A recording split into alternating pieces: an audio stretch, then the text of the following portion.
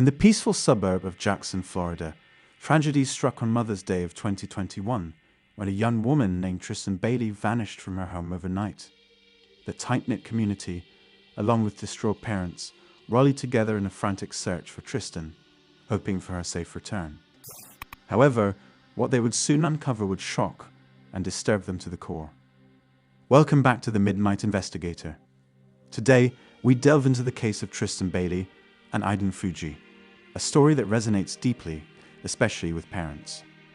We all strive to keep our children safe, but this case serves as a chilling reminder of the fears we face. By the way, if you enjoy following solved, unsolved, and strange cases, consider subscribing to the Midnight Investigator, where I share such stories on a weekly basis.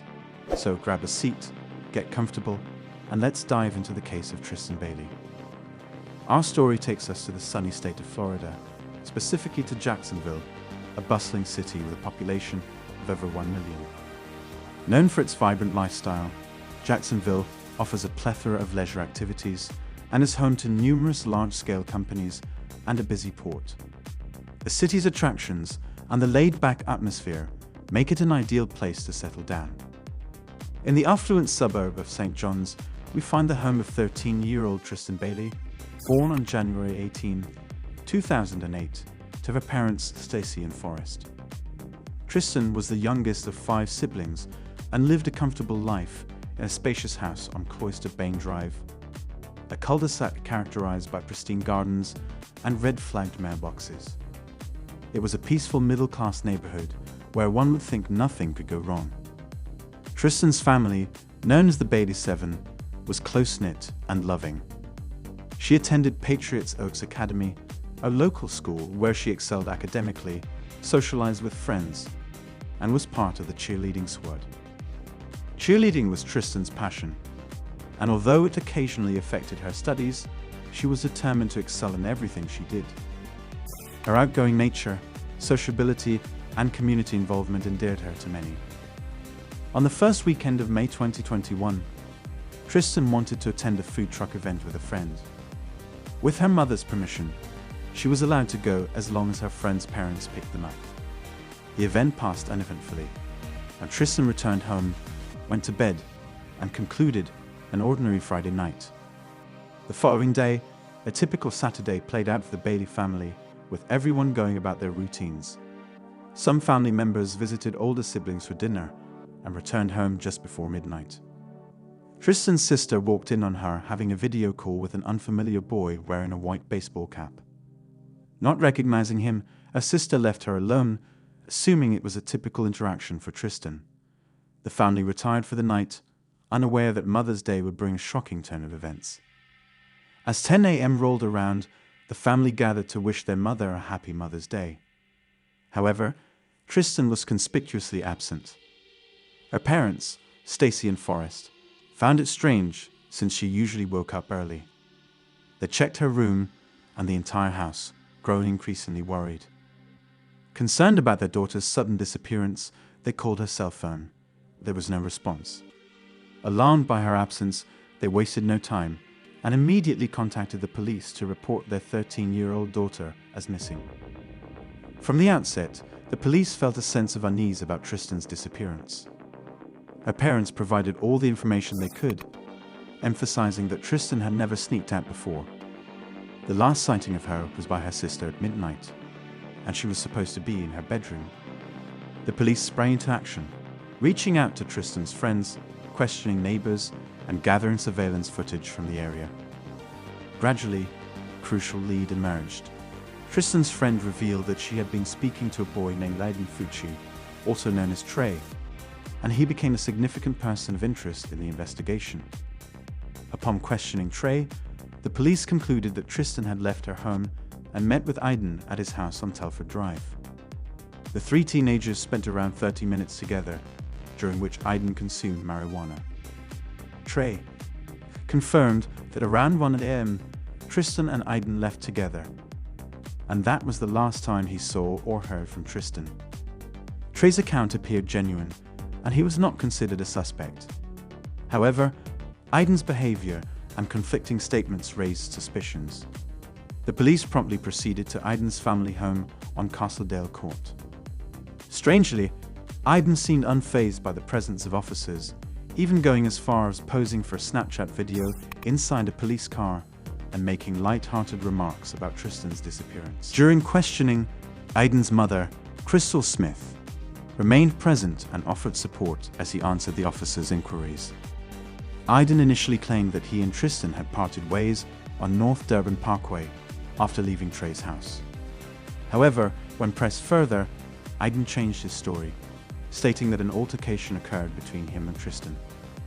He alleged that he pushed her, causing her to fall and hit her head on the roadside pavement. Aiden admitted to leaving her there and walking home alone, returning around 3:15 a.m.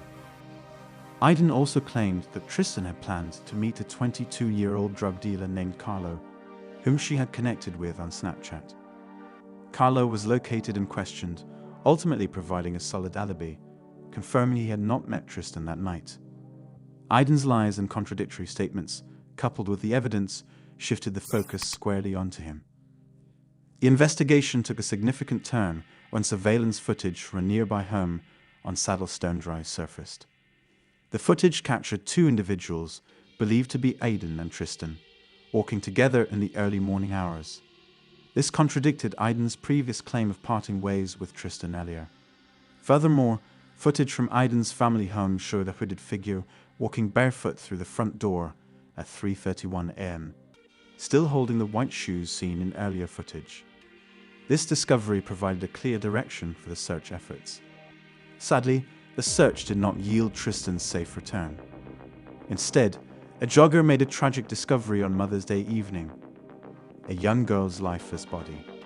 The body was identified as Tristyn Bailey, found lying in the grass in a Saddlestone Drive, just moments away from where she was captured on surveillance footage. Tristyn had endured a horrifying fate, with her body bearing 114 stab wounds, 49 of which were on her hands and arms, indicating a desperate struggle. Authorities also recovered her cell phone, untouched since her video call at midnight, and found a folding army knife in a nearby pond, with its tip lodged in Tristyn's skull. Following this grim discovery, Aiden was swiftly arrested as a suspect and subjected to further questioning. His parents demanded legal representation and cautioning Aiden not to speak without his attorney present. However, a significant turn of events unfolded when Aiden's parents unknowingly engaged in a recorded conversation with him at the police station. Crystal informed Aiden that Tristyn's body had been found, and Aiden callously responded, showing a lack of concern. Crystal confronted him, saying, "No, she's dead. It's all on you right now." Aiden callously asked how it was his problem, and Crystal inquired about Tristyn's whereabouts after their encounter. Aiden suggested she probably continued walking, but Jason interrupted, indicating they shouldn't discuss the matter further. The conversation grew even more suspicious as Crystal asked about the clothes Aiden wore that night, specifically questioning if there was anything on them, to which Aiden denied. However, Crystal had previously washed a pair of blue jeans observed in the sink on surveillance footage, which tested positive for blood. Aiden's arrest was accompanied by Crystal's arrest on charges of evidence tampering for her actions of washing his bloody clothes and her involvement in the interview room conversation. The evidence found in Aiden's home, including blood-stained clothing, sneakers, a collection of knives, and disturbing drawings depicting violence against women, painted a disturbing picture of a deeply troubled and dangerous individual. Aiden's behavior indicated a lack of empathy and an alarming fascination with violence. His girlfriend reported that he had violent fantasies and claimed to hear angry voices in his head, berating him and urging him to harm others. While Aiden has asserted mental health issues as part of his defense strategy, it remains to be seen how the court will perceive these claims when he stands trial. The court proceedings are scheduled for late 2022, and Aiden, despite being a minor, will be tried as an adult without the possibility of a death penalty. This case was not only tragic, but also entirely avoidable.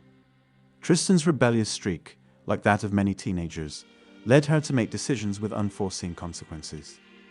The loss of her young life serves as a reminder of the fragility of existence and the darkness that can lurk within individuals like Aiden Fucci. We will closely follow Aidan's trial and provide updates on this case. Remember to check the pinned comment below for case updates or follow me on Instagram for more information. As we conclude today's case, let us remember Tristyn Bailey, a daughter, sister, friend, and teammate whose life was cut short. She had her whole life ahead of her, and her tragic death serves as a somber reminder of the importance of vigilance and understanding. Let us look out for one another and strive to create a safer world for our loved ones. Thank you for joining me on this investigation. If you found this case intriguing or learned something new, please like the video and consider subscribing to the Midnight Investigator. Share your thoughts on Tristyn's case and your predictions for the outcome in the comments below. Take care of one another, and until next time, goodbye.